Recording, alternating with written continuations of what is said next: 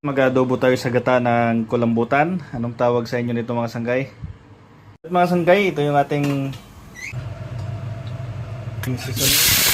Bawang, kamatis, luya. Natin yung kulambutan. Muna natin to.